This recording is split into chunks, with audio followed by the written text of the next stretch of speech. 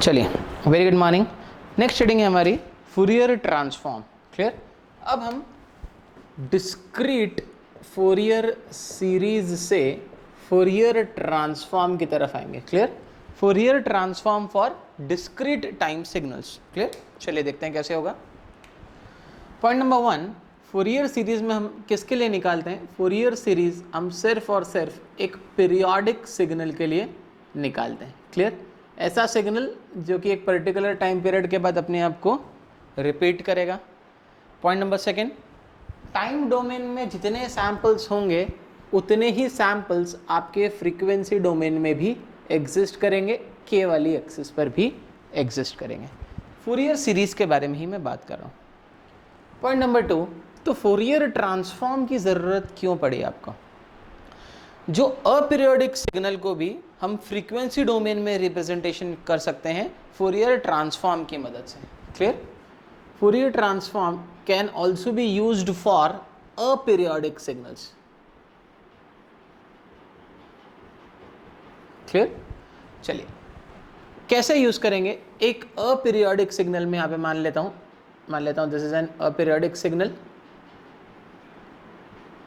Clear. क्योंकि एक particular time के बाद ये रिपीट नहीं कर रहा है। अब इसको मुझे फ्रीक्वेंसी डोमेन में रिप्रेजेंट करना है। क्लियर। तो इसके लिए मैं इसको अज्यूम करता हूं कि ये अपीरियोडिक सिग्नल नहीं है, this is a periodic signal. Clear. पर इसकी खास बात यह है कि ये ऐसा पीरियोडिक सिग्नल है जो कि इनफाइनाइट टाइम के बाद अपने आप को रिपीट कर रहा है। क्लियर। ये अपीरियोडिक सिग्नल नहीं है बल्कि एक पीरियोडिक सिग्नल ही है, पर क्या कर रहा है? इनफाइनाइट टाइम के बाद अपने आप को रिपीट करते जा रहा है। क्लियर। तो सबसे पहले मैं फूरियर सीरीज का फॉर्मूला लिखता हूं। जो फूरियर सीरीज का फॉर्मूला आपने देखा वो था आपका x of n is equal to summation, है ना, over a period of k n0 c of k e to the power j k omega 0 n। ये कोई नई चीज़ नहीं है। इसका मतलब यही है कि पीरियड फ्रॉम 0 से लेके n-1 कंप्लीट टाइम पीरियड लिखने का तरीका है।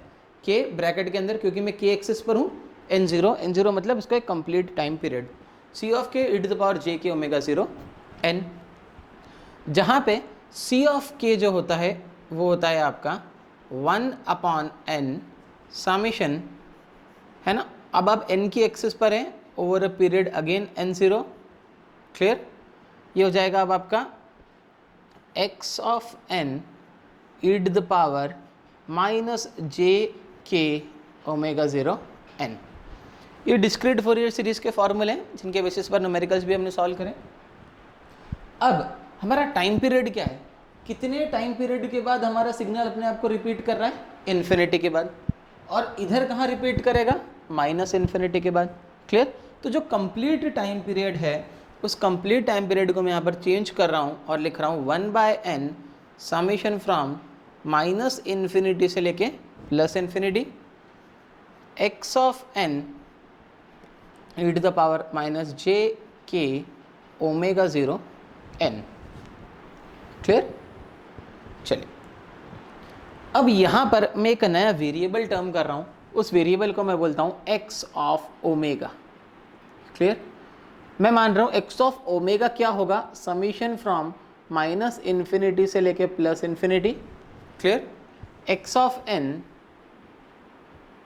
e to the power minus j omega not n। Clear. ये बार बार इतनी बड़ी टर्म लिखने की जगह मैं समीशन फ्रॉम माइनस इन्फिनिटी से plus infinity x of n e की power minus j omega 0 n को मैं नाम दे रहा हूँ simply capital X of omega. Clear. तो ये पहला चेंज करा मैंने जो आपको याद रखना है। तो मैं इस पूरे की वैल्यू को यहाँ पर x ऑफ ओमेगा से रिप्लेस कर रहा हूँ। तो देखिएगा किस तरीके से रिप्लेस कर रहा हूँ। ये होगा c of k is equals to 1/n। Clear. Summation from minus infinity से plus infinity x of n e की power minus j omega 0 n को मैंने सिर्फ लिख दिया x ऑफ ओमेगा, पर यहाँ पर k भी था। इस k को रिप्रेजेंट करने के लिए मैं यहाँ पे लिख रहा हूँ x of k omega. Clear? तो ये सी ऑफ के की नई वैल्यू आ गई। इस सी ऑफ के की नई वैल्यू को मैं इस इक्वेशन में पुट ऑन कर रहा हूँ एक्स ऑफ एन वाली इक्वेशन में। क्लियर? तो मैं यहाँ पर लिख रहा हूँ इसको X of N is equal to, है ना, सी ऑफ के की जगह पर ये वैल्यू पुट कर रहा हूँ तो 1/n ब्रैकेट के बाहर लिख देता हूँ, 1/n summation of k over a period of n0, clear, xk of omega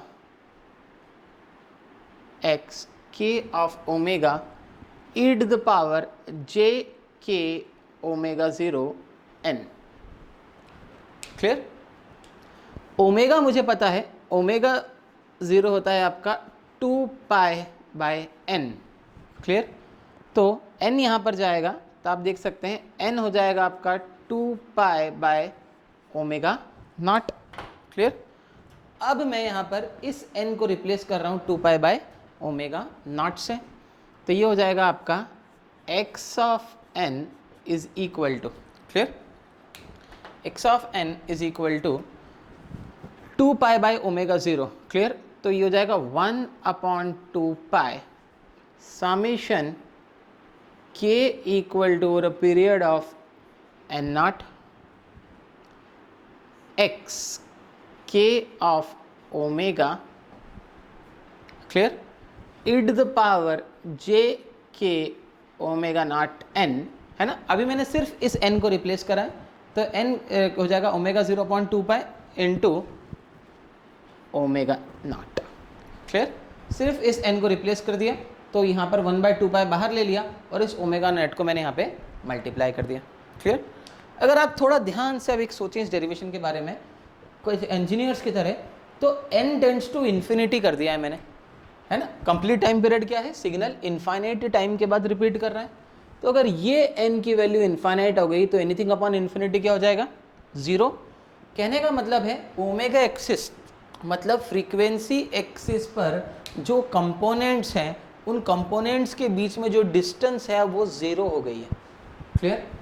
तो अगर मैं डिस्क्रीट फोरियर सीरीज का अगर आपको ध्यान हो तो आप देख सकते हैं टाइम डोमेन में तो आपका सिग्नल डिस्क्रीट था और जितने कंपोनेंट्स थे उतने ही कंपोनेंट्स फ्रीक्वेंसी डोमेन में भी आते थे और वो डिस्क्रीट थे, क्लियर? यहाँ पर जो दोनों के बीच की कौन सी एक्सिस हो गई? ओमेगा नॉट, क्योंकि मैंने अब ओमेगा नॉट से रिप्लेस कर दिया पूरे को। तो ओमेगा नॉट में अगर मैं बात करूँ तो ये जो कंपोनेंट्स के बीच की जो डिस्टेंस है अब वो 0 हो चुकी है क्योंकि capital N tends to infinite हो चुका है। तो ये जो 0 डिस्टेंस अगर दोनों सिग्नल्स, इन सभी सिग्नल्स के बीच में या सभी इम्पल्सेस के बीच में अगर 0 डिस्टेंस हो गई है तो मैं आपको बता दूं अब ये सिग्नल डिस्क्रीट नहीं रहा है बल्कि सिग्नल कंटिन्यूस सिग्नल हो गया है। और इस वजह से मैं यहाँ पे लिख सकता हूँ कि जो x ऑफ n है आपका वो होगा 1/2π इंटीग्रेशन, क्लियर, और a complete time period 2π x of omega e to the power j, clear? Actually k अब सब हट जाएगा क्योंकि सारे के सारे कंपोनेंट जो है कंटिन्यूस हो गए, e की पावर j ओमेगा 0 n, और ये जो ओमेगा है ये डेल्टा चेंज कर रहा है, इसको मैं लिखूंगा d ओमेगा। तो पहला पॉइंट जो मुझे यहाँ पर बताना है आपको वो ये है कि Fourier transform for discrete time signals में आपका x ऑफ n तो डिस्क्रीट होता है, क्लियर? x ऑफ n क्या होता है? डिस्क्रीट होता है, पर फ्रीक्वेंसी डोमेन कंटिन्यूस हो जाता है, क्लियर? फ्रीक्वेंसी डोमेन डिस्क्रीट नहीं रहता। x ऑफ ओमेगा आप क्या कर रहे हैं? इंटीग्रेट कर रहे हैं, तो x ऑफ ओमेगा क्या है? कंटिन्यूस है। दूसरा एक आप इंपॉर्टेंट टर्म देखें, इंटीग्रेशन ओवर अ पीरियड 2π ही क्यों करा मैंने, क्लियर? सेकेंड पॉइंट ये है, अगर आप इस इक्वेशन को ध्यान से देखें तो अगर मैं यहाँ पे इस इक्वेशन में 2π ऐड कर देता हूँ, है ना, इस इक्वेशन में मैं अगर 2π ऐड कर देता हूँ तो इसको लिखने का तरीका ऐसा होगा, x of omega is equals to summation from -∞ से +∞ x of n e to the power minus का j omega 0 n, clear? Omega 0 को मैं लिख रहा हूँ ओमेगा 0 + 2π, है ना, तो e की पावर j n ओमेगा 0 + 2π, क्लियर? तो ये अब हो जाएगा समीशन फ्रॉम माइनस इन्फिनिटी से plus infinity x of n e की power minus k j omega 0 n into e to the power minus k j 2 pi N. Clear? ई की पावर जे pi minus k j 2 पाई होता है cos 2 पाई N plus का जे sign 2 पाई N, जिसकी value हमेशा 1 बनी रहेगी। तो 2 पाई के ऐड करने से सिग्नल के ऊपर कोई फ़र्क नहीं पड़ा है, इस वजह से मैं बोल रहा हूँ ये सिग्नल पीरियोडिक है और इसका जो पीरियड है वो कितना है, 2 पाई है। क्लियर? तो एक्स ऑफ ओमेगा एक पीरियोडिक सिग्नल है जो कि हर 2 पाई इंटरवल के बाद अपने आप को क्या कर रहा है, रिपीट कर रहा है। और e to the power j omega 0 n भी एक पीरियोडिक सिग्नल है। तो जब दोनों पीरियोडिक सिग्नल का मल्टीप्लिकेशन करेंगे तो हमको ये मिलता है कि ये दोनों सिग्नल जो है 2 पाई इंटरवल के बाद अपने आप को क्या कर रहे हैं, रिपीट कर रहे हैं। तो इस बात से मैं एक और बात कंक्लूड करता हूँ कि मेरा सिग्नल, मैं फिर से स्टार्ट कर रहा हूँ, टाइम डोमेन में मेरा सिग्नल डिस्क्रीट है, फ्रीक्वेंसी डोमेन में मेरा सिग्नल क्या होगा, कंटिन्यूस होगा, और हर 2 पाई इंटरवल के बाद अपने आप को रिपीट करेगा। यानी कि कहने का मतलब है फ्रीक्वेंसी डोमेन में सिग्नल पीरियोडिक हो जाएगा। क्लियर? मैं फिर से एक बार अपने आप बात को रिपीट कर रहा हूँ, आप ध्यान दें, और इसको आप लिख के भी आए थ्योरी एग्जाम्स में। फोरियर ट्रांसफॉर्म में टाइम डोमेन में सिग्नल डिस्क्रीट होता है और अपीरियोडिक सिग्नल होता है, पर फ्रीक्वेंसी डोमेन में वही सिग्नल कंटिन्यूस हो जाता है और पीरियोडिक हो जाता है। पीरियोडिक का मतलब है हर 2 पाई इंटरवल के बाद अपने आप को क्या करता जाएगा, वो रिपीट करता जाएगा। So this was your question from discrete Fourier series to discrete Fourier transform. अगर आपको डिस्क्रीट फोरियर ट्रांसफॉर्म के बारे में कुछ भी पूछें, थ्योरी पूछें, या फिर आपको बोले डेरिवेशन या try to short note on discrete time Fourier transform, तो आप इतना पूरा एक्सप्लेन करके उसको बताएं। Thank you.